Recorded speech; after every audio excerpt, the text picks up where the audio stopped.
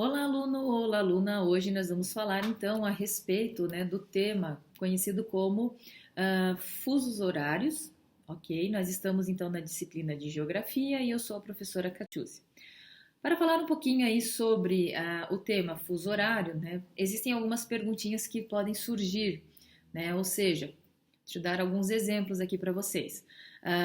Vocês saberiam, por que a marcação das horas é diferente de cada local, em cada local da superfície terrestre? Por que existe essa diferença, tá? Uma outra pergunta que pode ocorrer, quais são os critérios que foram utilizados na definição dos fusos horários? E por fim, a gente também pode mencionar, no Brasil, todos os estados seguem o mesmo fuso horário oficial de Brasília? Sim ou não, E aí, então, no decorrer então dessa aula, nós vamos verificando essas questões aí, tendo uma noção maior a respeito delas. Então, como efeito importante do movimento de rotação da Terra, a marcação aí das horas ela é diferente em cada local da superfície terrestre. Então, neste contexto, nesse exato momento, o Sol está aparecendo em algum lugar do planeta e se pondo em outro, de forma ininterrupta, Então, para compreender este processo, como isso está acontecendo, nós vamos utilizar um pouquinho aí da geometria, considerando a forma esférica do planeta. Então, não se assustem, porque nós vamos falar um pouquinho aí de um assunto, de temas um pouquinho mais relacionados aí à geometria. Por exemplo, um objeto em formato circular ou aproximadamente circular, como no caso da Terra, tem uma circunferência de aproximadamente 360 graus. Como um dia completo apresenta 24 horas de duração, a cada 15 graus, a cada 15 graus da circunferência do globo, corresponde então aí uma faixinha de fuso horário. Então, há uma hora diferente do dia, como vocês vão poder observar, nesta ilustração que aparece. Eu tenho aqui, horários diferentes, dentro do meu mapa, tá? Então, quando eu venho da linha central, do meridiano central, que é o de Greenwich, para este lado, eu adiciono uma hora. Quando eu venho para o outro lado, eu diminuo uma hora, tá? Então, essa é uma regrinha que a gente vai utilizar. Então, olha lá. Como a Terra realiza um movimento de rotação no sentido oeste para leste, tá? O Sol aparece primeiramente para os locais situados a leste, ou no caso, também chamado de oriente. Então, por isso, cada faixa do fuso, no caso nessa direção, marca suas horas com uma hora de antecedência em relação aos que se encontram a oeste, ou a região do ocidente. Então, olha lá, o que seria, de forma mais simplificada, fuso horário? É um conjunto de faixas imaginárias, tá? Em forma de arcos, com uma medida de 15 graus de longitude cada um, o que corresponde a uma hora. Quando eu falo que é um conjunto de faixas imaginárias em forma de arcos, eu estou me referindo a esta imagem aqui, ó.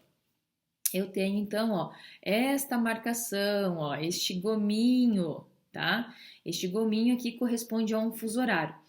E vejam bem, dividindo-se a circunferência da Terra em 360 graus, pelo número de horas que um dia contém, que corresponde a 24 horas, chega-se ao resultado de 15 graus. Por isso que a gente sabe que isso aqui, é 15 graus cada gominho, tá? De faixa de fuso para cada hora do dia. E um dos fusos horários que passa pela faixa central do território brasileiro está destacado. Então, eu tenho aqui, o Brasil, e aqui eu tenho um fuso que passa aí, pela região do Brasil, tá? Bom, olha lá, essa é uma imagem que nós vamos trabalhar, essa linha internacional da data, tem duas visões aqui, na verdade, ela. Então, como que ela surgiu? Uma conferência internacional do meridiano que ocorreu em 1884, eles proporcionaram, então, o estabelecimento do meridiano e de antimeridiano principal. Então, os dois. não existe um fator natural que coloque Greenwich, né, como centro de referência para padrões de hora ou de longitudes no mundo. Então não existe esse fator, né, esse fator natural. O que a gente tem que levar em consideração é que, como a Terra apresenta um formato esférico, qualquer meridiano, a princípio, poderia exercer essa função.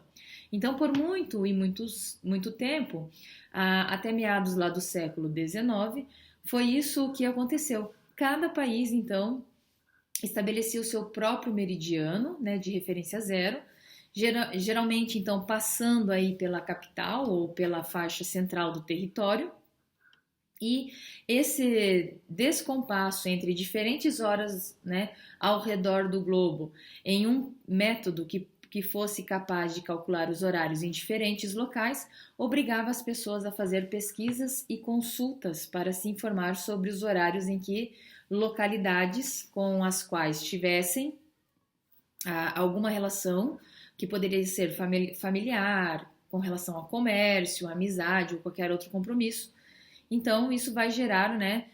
Isso gerava dificuldades para aqueles que precisavam viajar por longas distâncias. Então, foi necessário, na verdade, criar, né, essa comunicação internacional. Então, olha lá, por esse motivo, houve essa conferência de Washington que ocorreu em 1884, na capital dos Estados Unidos, na qual foi aprovada então uma proposta para tentar padronizar o sistema de horas, né, mundial. E aí tendo como referência o meridiano de Greenwich, que aqui nesse mapa ele estaria mais ou menos passando aqui, ó, essa aqui seria a linha, né, onde ele passa. Então, do lado oposto a ele no globo, ou seja, a 180 graus, nós temos o antimeridiano de Greenwich. Funcionaria como um divisor das datas, tá, da Terra, sendo denominada Linha Internacional da Data, identificada então também pela sigla LID. E aí eu tenho então aqui, ó, se esse aqui é o meu meridiano normal, esse aqui seria o meu meridiano, tá, oposto ao meridiano de Greenwich, né, seria o seu antimeridiano. Essa linha passa pelo Oceano Pacífico e, para se adaptar às condições de algumas ilhas da região, sofreu então desvios. Por isso que a gente tem isso aqui, ó. Esse aqui é um desvio.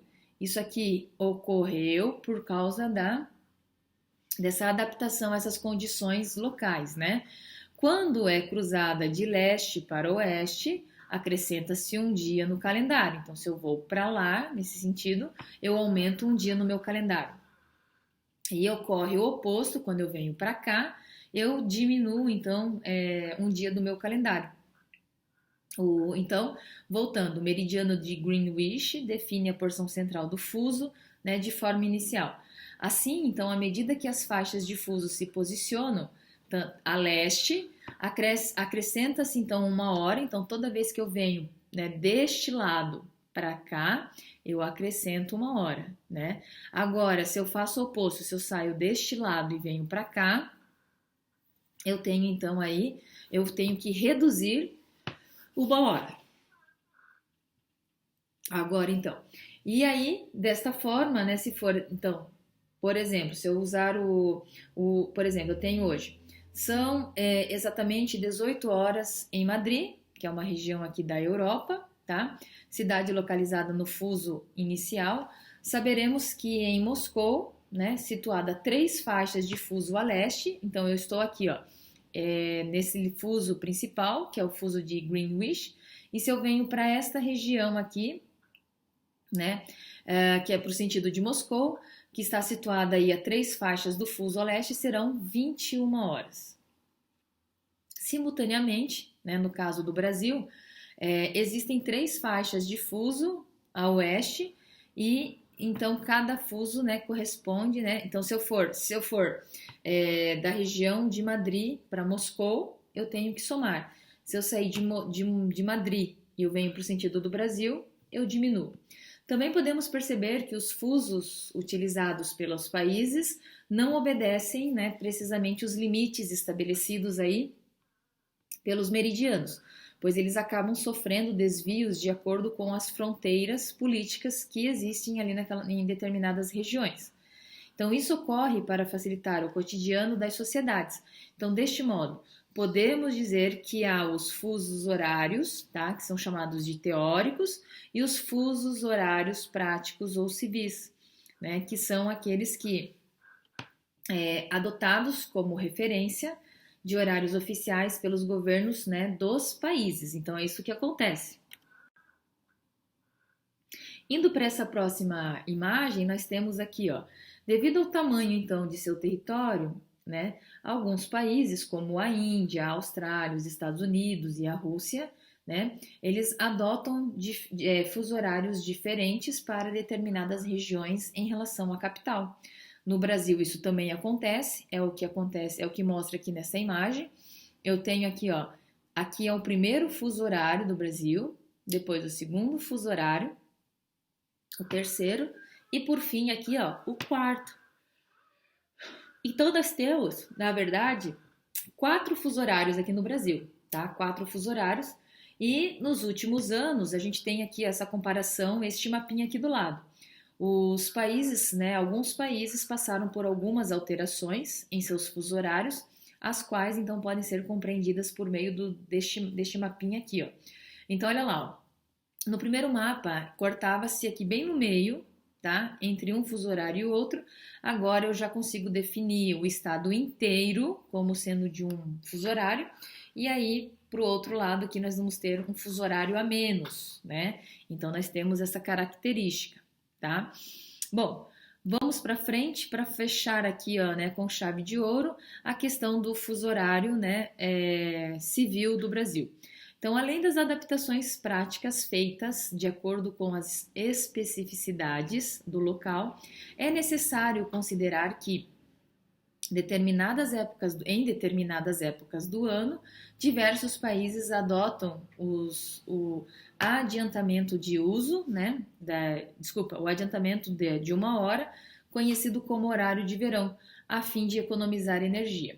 O Brasil já usou este recurso, né, do horário de verão, faz com que a gente tenha, então, o horário adiantado em 1 hora durante o período do verão.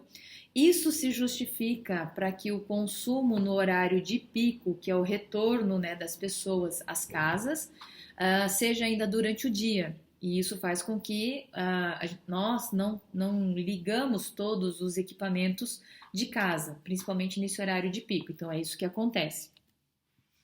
Pessoal, o que eu queria falar com vocês era isso, né? Se vocês gostaram do vídeo, não esqueçam de curtir. Se vocês ainda não se inscreveram no canal, se inscrevam, acionem o sininho para que vocês possam ter sempre as informações atualizadas. E no Instagram eu vou colocar ali, disponibilizar os slides para vocês, ok? Pessoal, vou ficando por aqui, aguardo vocês numa próxima oportunidade e até!